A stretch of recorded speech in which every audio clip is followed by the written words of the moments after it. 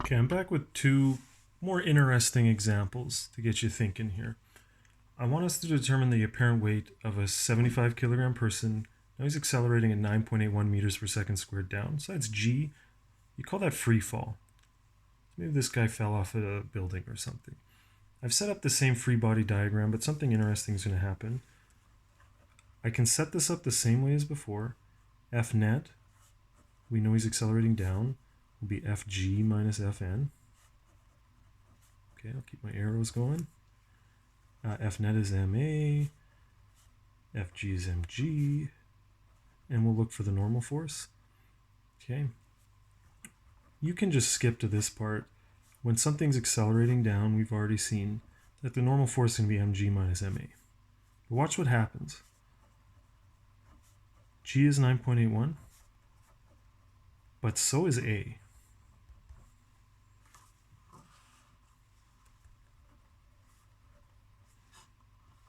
We're going to get a normal force of 0.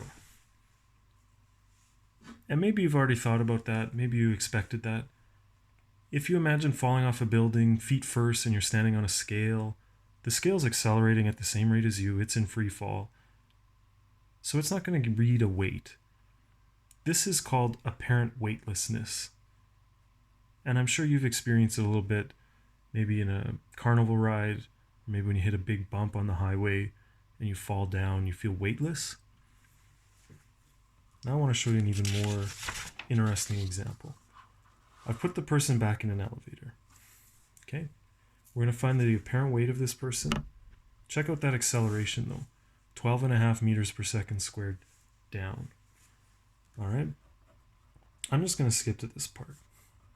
We've determined when you're accelerating down, you do mg minus ma for the normal force. Okay. Oops.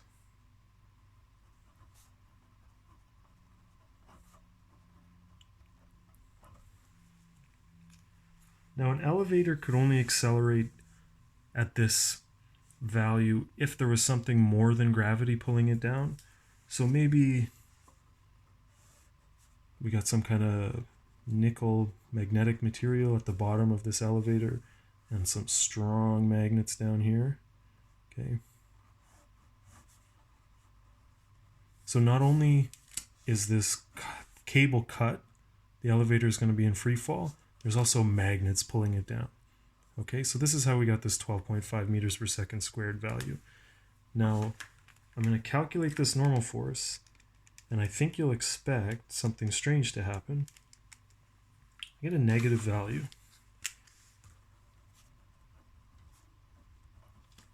So what on earth does a negative normal force mean?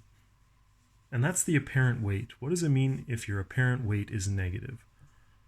Well, we've been neglecting, well, I've been neglecting, maybe you haven't, these vector symbols. It's a force, which is a vector, and a negative force is positive in the other direction. We were expecting the normal force to be up, but negative just means down.